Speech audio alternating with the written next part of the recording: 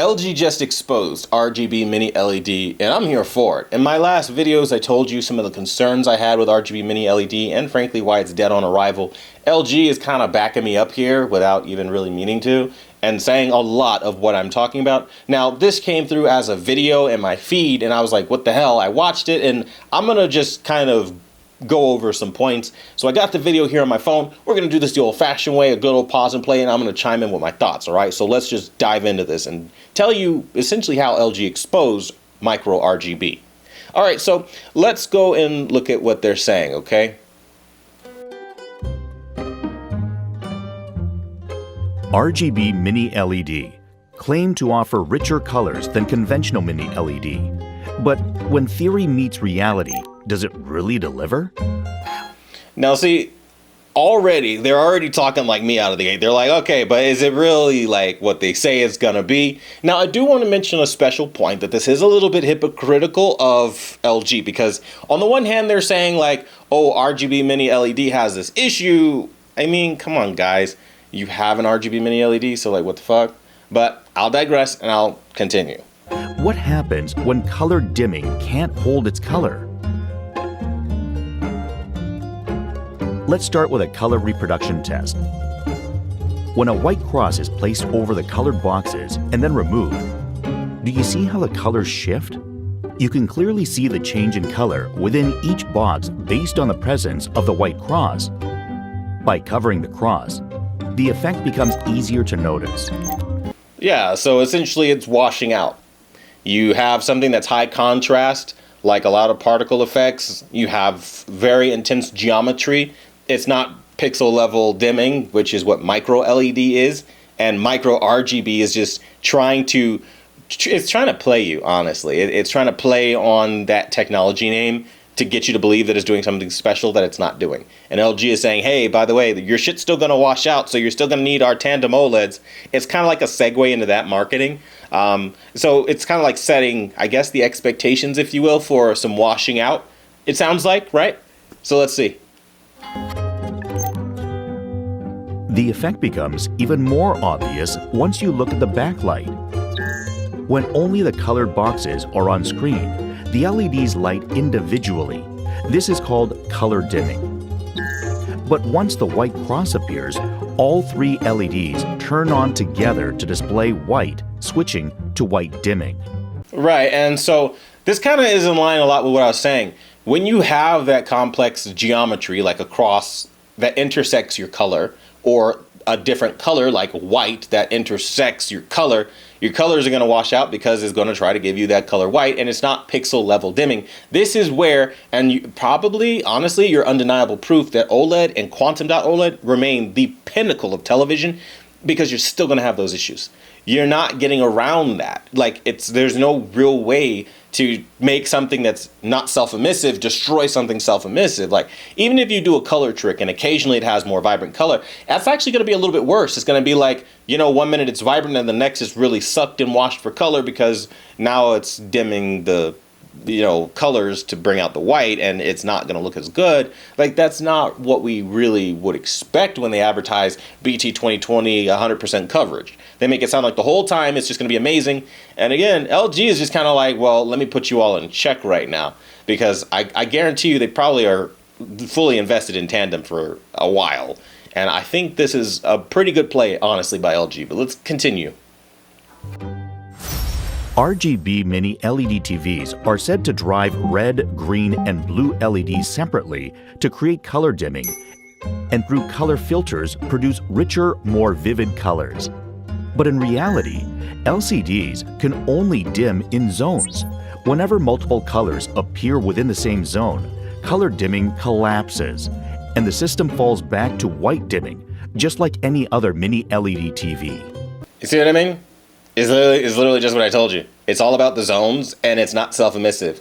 And even if you have thousands of zones, tens of thousands of zones, that's not an individual pixel giving off its own light source, individually controlled.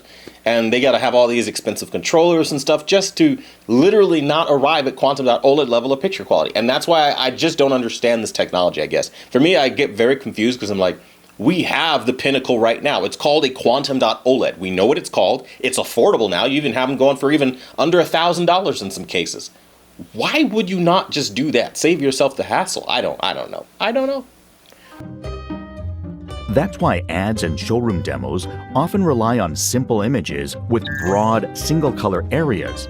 In those idealized scenes, the LEDs can light individually, making it seem as if color dimming is effective.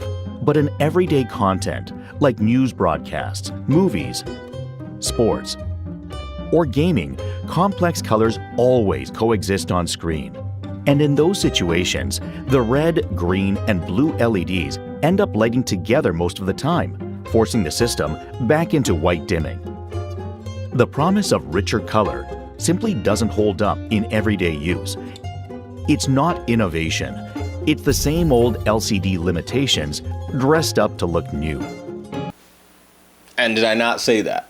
I mean, I'm like thinking somebody at LG is like, yo, we're watching quantum shit, but we're going to make a video explaining why, outing it with what we know about it. Because I'm telling you right now, I don't know how you can have like the market of OLED and then watch it just dissipate for inferior technology. And I've been saying this for all the news articles and all the reporters jumping up and down, micro RGB is going to kill OLED, OLED Slade. No, absolutely not. It, like I said, it's just the same LCD technology, you just change the color of your backlight. But again, and what I was saying in my last videos, changing the color does not remove the other issues, the panel type, all the stuff I was saying. Go watch my last videos. I'm not gonna rehash it. You guys know what I'm saying. This is legitimately like just a fresh coat of paint over the same thing. Yes, colors will be a little bit more explosive and it'll be a little bit brighter, but you're going to still have issues. Now, granted, unlike the other mini LEDs, which is what LG doesn't say in this video, you do have a significant boost into color.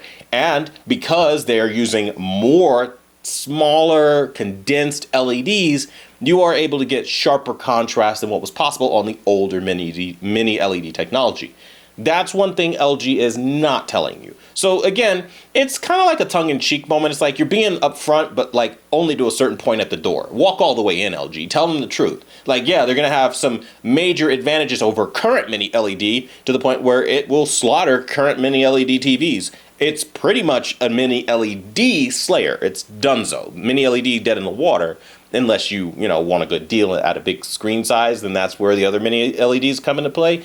Otherwise, this new RGB mini LED is going to give you a significant improvement to those colors and brightness and contrast. But when you talk about the next level, right, OLED, it's not going to happen for it. It never will. I've been saying this, and I will continue to say this as they hype it up through CES, as multiple sources come out and tell you the opposite. I don't care if it's calibrated. I don't care if it's CNET. I don't care who it is. Anyone coming out and saying RGB, mini LED, also known as micro RGB, is going to be like this amazing thing that's going to trounce OLED is lying to you. You cannot replace self-emissive zones. I have 8 million zones. Hear that number. Okay, you're looking over the horizon, okay? You've got an army of, let's say, 20,000. And then you're looking over at 8 million coming at you. Obviously, that's a lot more, right? And that's essentially what you're doing. You're paying OLED money for something that isn't much better at all, and in fact has some pitfalls that OLED doesn't have. So you're better off buying the technology that's been on the market long enough to be affordable, because 2026 is OLED optimization year. For anyone that doesn't know, quantum dots are going to be at their peak with OLEDs. OLEDs are going to be at their peak for affordability, refresh rates. Mark my words, they're going to have all kinds of cool technologies and things at CES.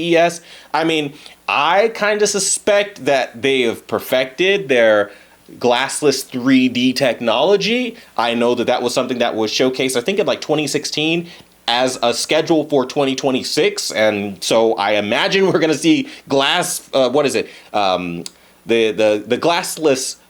glassless free 3D. Really stumbling on that one. But basically, you don't need glasses for 3D anymore. I think that tech is coming in 2023 or 2026, because that was the projected timeline when we were in 2026 on things like the LG B6 OLED. When they were talking about their ambitions at that press conference, that's what the projection was, 2026, for no glasses at all. And I think, again, if they could do quantum OLED with no glasses 3D, I'm on board, bro. You ain't got to say nothing else to me. I'm there. I love 3D. And if you could do it with no glasses too, come on, that's a win. And I feel like technology like that is more exciting than RGB, micro LED, whatever the hell they want to call it. I think we need to get behind things that actually excite us. Ultimately, if this excites you, great. But me, I think, yes, it's beautiful that you changed the backlighting system, but as I've said in prior videos, don't know if another company will make a video kind of reiterating this. Sony already has that technology on the market, and they did in 2013. It's called Triluminous. How do you think Triluminous got its name? Triluminous.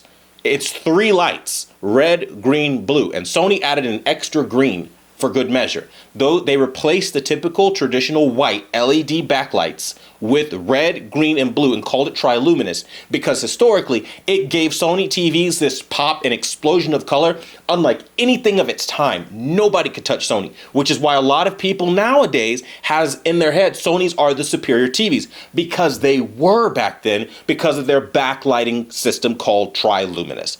Enter 2025 and everybody is basically just adopting a Triluminous backlight because what they're doing effectively is going, we're going to do RGB mini LEDs. Granted, it's a more advanced version of Triluminous. It's the same kind of technology. And I wonder how Sony is like not just suing the whole market and saying, hey, this is like literally the same thing we came up with. You guys are just changing it up a bit, but we invented this shit because they did. Okay. And I know this because I used to work for Sony, selling their products, knowing the R&D, all that stuff years ago. So I know very clearly what I'm talking about. And I'm telling you guys right now, this is literally the same technology, just smaller. They made it more nano, more tiny, a little better contrast, and they found a way to explode color and brightness a bit. But you're still going to have the same downfalls because your backlight changed. Just the backlight, not the panel, not the processing really per se. Like you're not going to be light years ahead of anything OLED does, and that's what the marketing is making it sound like, and that is not what's going to happen. So I will continue to make these videos like as time goes on through the CES season to let you know, like, dude, don't get your hopes up that this is going to end OLED for everybody, because it's not. It's going to have the same problems. Is it going to be significantly better than what we're used to? Yeah, because I mean, take a TV for example, like the Hisense U75QG. That TV had no business being that damn good at that price, and it was absolutely sparking OLEDs with contrast in some examples. But when we got to the complex low light scenes, the darker scenes, you clearly saw where it fell apart. So for all its beauty in the bright scenes, it fell apart. So my thing is, expect tremendous performance out of micro RGB and RGB mini LED in the brightest scenes that you have in your content, movie, gaming, or otherwise. But when you get to low light campfire scenes or those, you know, secret agent moments where they're going through like a dark hallway with just like a single beam on their gun, you know, those moments are going to be really challenging on a micro RGB television versus an OLED, where you're going to watch that moment and it's going to be like looking through a picture versus at one. That's my prediction anyway. Of course, we'll test it out and see if it pans out that way, but pretty sure you just changed the backlight, as we mentioned, and went over that whole tech. So just curb your expectations. But it's actually really good to see LG exposing micro RGB. Again, a little hypocritical because they have a micro RGB. So I'm kind of on the fence with this one, but at the same token, I'm not going to complain too much. That being said, I want to know what you guys think about this in the comments down below. Let me know. And as always, I want to thank you guys so much for watching the #1 brand in honesty. And until the next video, I'll see you guys later.